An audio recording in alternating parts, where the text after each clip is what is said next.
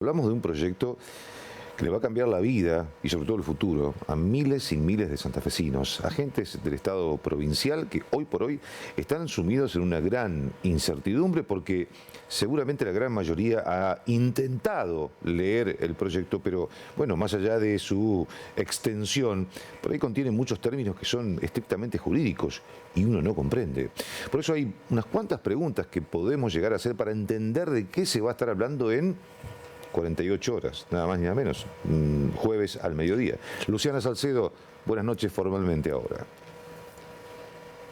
Buenas noches, Juan Pablo. Exactamente, el próximo jueves en la Cámara de Diputados se va a estar tratando, ¿no?, esta reforma del sistema previsional y la declaración de emergencia que el jueves pasado tuvo lugar en el Senado. Está previsto para las 11 de la mañana. Habrá manifestaciones, ¿no?, de los gremios que se muestran en contra de esta propuesta, pero vamos a ahondar un poco más, ¿no?, en lo que está dentro de este proyecto, y para ello vamos a hablar junto a Eduardo Cóceres. Bueno, Eduardo, para la persona que es ajena justamente, ¿no?, a este mundo, que ha escuchado la noticia, ¿qué se le puede decir? ¿Cuáles son los puntos a destacar justamente de esta propuesta del gobierno? Los puntos a destacar, fundamentalmente el primero, y que me preocupa a mí, es la declaración de emergencia previsional, que va a ser por 2 años y que se puede ampliar a 1 año más.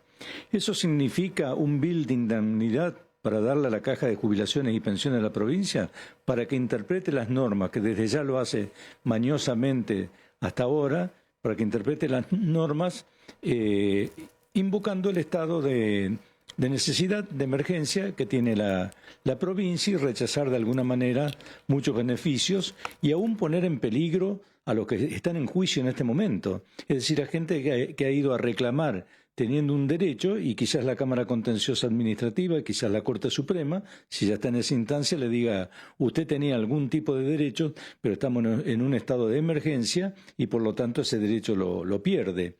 Y la emergencia, que es grave, no fue declarada en forma clara, es decir, nos sorprendió a todos la aparición de la emergencia. Yo creo que se podría haber hecho la reforma previsional sin necesidad de esa declaración de emergencia, quizás para cubrir el aporte solidario, quizás para poner un tope a los máximos. Es muy poco lo que va a cubrir dentro de la ley esa emergencia, pero sí va a causar mucho daño.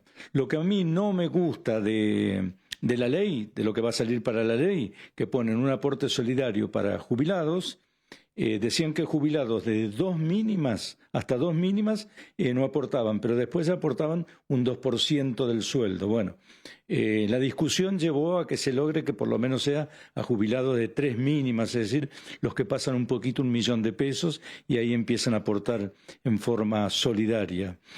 No me gusta que la determinación del haber jubilatorio se realizaba en base al 72%, no el 82% como dice el gobierno, al 72%, y que ahora por esta ley se lleva al 70%, y que para llegar al 82%, antes un activo tenía que dejar de cobrar la jubilación durante 5 años, trabajar 5 años más y hacer los aportes para llegar a ese 82%. Hoy, al llevarlo al 70%, directamente tiene que esperar 6 años más. No se justifica de ninguna manera, yo no creo que eso haga la crítica. Lo que sí, por ejemplo, había que aumentar la edad jubilatoria. Era el momento de equiparar la edad de la mujer para el hombre, porque en este momento el mercado laboral está igual para los dos, y todos los estudios sobre cuestiones de género han llevado a la identificación de tareas que deben realizar a iguales derechos. Y bueno, en ese sentido, cuando todos esperábamos que se hiciera eso, el gobierno no toca la modificación de la edad jubilatoria e incluso la publicita. Dicen: hemos mantenido la edad jubilatoria, mantenemos el 82%, cuando no es cierto que mantienen el 82%. Y además de conceder todo eso, declaran la emergencia previsional. Otro de los temas que está preocupando a los jubilados es que cuando a los activos se le da un aumento por la paritaria, por una ley justamente que se hizo en la época del socialismo, de Hermes Wiener, se pagaba de inmediato a los jubilados ese ajuste. 17% para los activos, bueno, En una semana, en 10 días, los jubilados cobraban el 17%. Ahora, fundado en razones de que tienen que recaudar los aportes, se lo llevan a 2 meses después.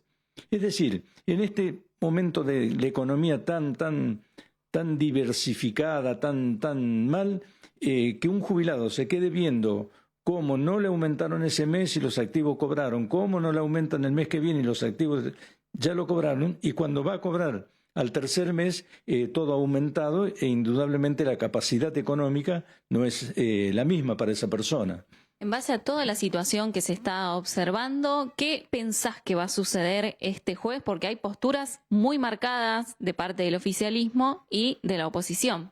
Claro, el oficialismo ya tiene una división interna, digamos, entre lo que es el radicalismo y el socialismo. Se advierte, por ejemplo, la modificación de la edad, allí ha metido la mano el socialismo, porque en el mensaje habla de que la causa de la crisis económica de la caja es por el envejecimiento de la población y después no aumenta la edad jubilatoria.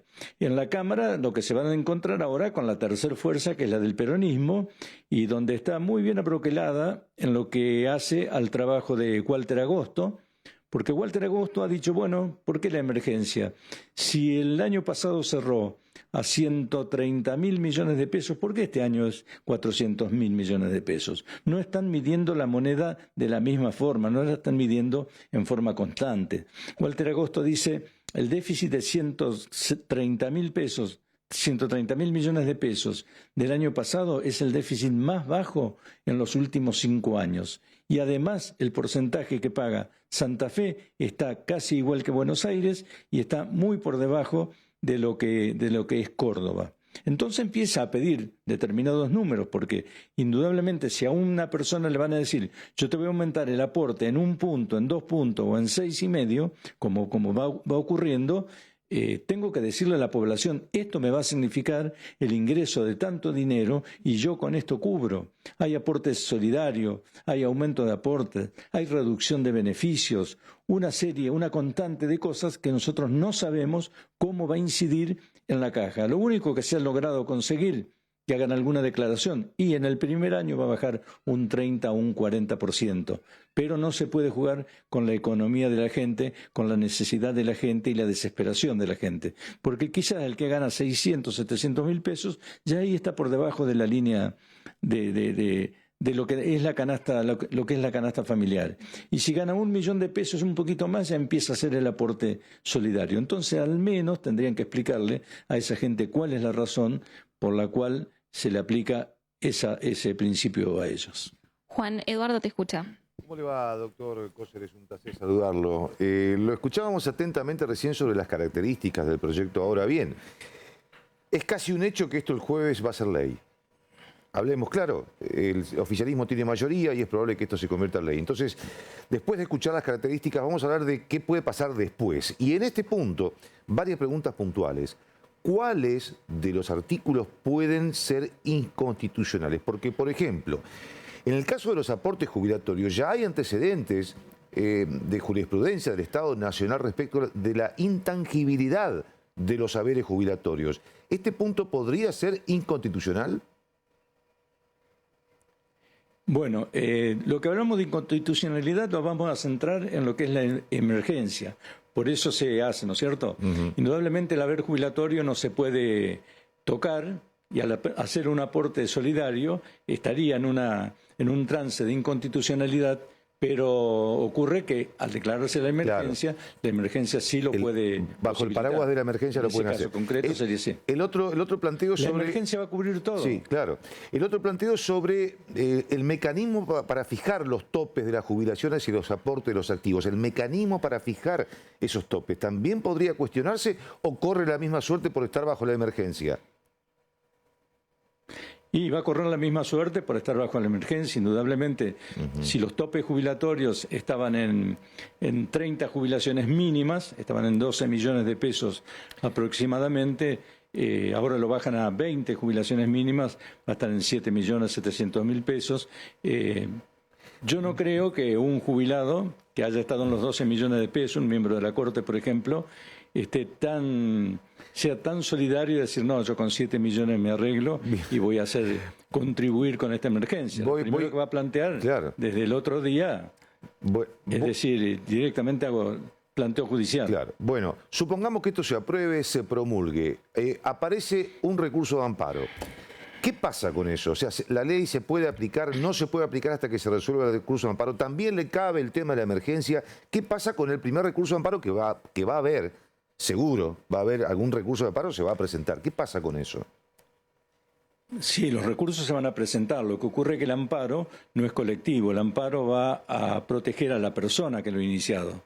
Entonces, como está ocurriendo con la ANSES, que tiene muchísimos amparos resueltos favorablemente, pero a las demás personas le aplican directamente la ley como corresponde. Esto va a llevar discusiones, va a ser muy amplia esta cuestión, pero no tenga ninguna duda, lo digo yo porque pienso que a la gente...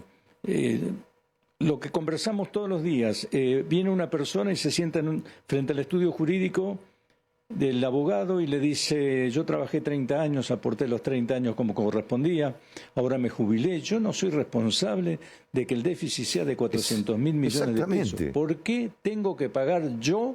¿Por qué tengo que pagar yo esto? Y no lo paga el poder político que durante 15 años no hizo absolutamente nada cuando veían que avanzaba el déficit. Y cuando personalmente yo venía marcando año por año, ojo que el déficit es esto, no solo que no lo resolvían al déficit, sino que otorgaban más beneficios. Es decir, bastaba una manifestación de un gremio frente a la legislatura para que se baje la edad, para que se acuerden todo tipo de beneficios. En el 2014 se hizo un cálculo actuarial, fue ANSAFE a la legislatura, lo planteó y cajonearon directamente ese cálculo actuarial que decía lo mismo que dicen ahora de la causa de la crisis. Entonces, el activo o el jubilado no es el responsable. ¿Y quién termina pagando siempre? La persona que aportó como corresponde, que laburó, que trabajó, que puso el lomo, que aportó, que cumplió los años, y a punto de jubilarse dicen, no, pero ahora vos sabés que cambian las reglas de juego. Le agradecemos mucho esta comunicación. Todavía obviamente queda muchísima información, pero le agradecemos mucho y a Luciana también, por supuesto, que está ahí. La última, si llega a la Corte no puede ser Corte Suprema, no puede ser juez y parte. Se designa un abogado, ¿cómo es? Con juez. ¿Es así? Claro.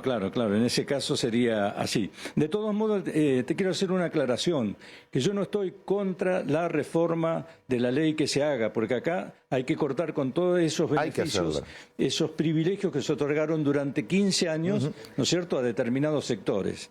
Es decir, darle la posibilidad de compensar 2 años de servicio por un faltante de edad, de comprar servicios en la moratoria, de que los docentes tengan un régimen que se puedan ir con 57 años de edad y el 82%, y muchos más beneficios que incluso en pensiones se están dando de captación de dichos beneficios de pensión. Por ejemplo, que una persona jubilada y ya en una edad avanzada se case con una chica, o sea, al revés, ¿no es cierto?, o del mismo sexo, como lo quieran plantear, y tenga asegurado un beneficio por 25 o 30 años más de lo que se estaban pagando. Lo malo no es pagar tanto, sino que lo malo es que no se diga de dónde sale el dinero para afrontar este beneficio. Te recuerdo, 3.400.000 personas, habitantes de la provincia de Santa Fe, están pagando el déficit de 400.000 millones de pesos de 100.000 jubilados. Doctor Eduardo Cóceres. Gracias, Eduardo, por la claridad y por tu tiempo. Y gracias, Luciana. Gracias, muy amable. Gracias a ustedes, mucho gusto. Gracias a vos, Juan. Gracias, hasta luego. Hasta luego.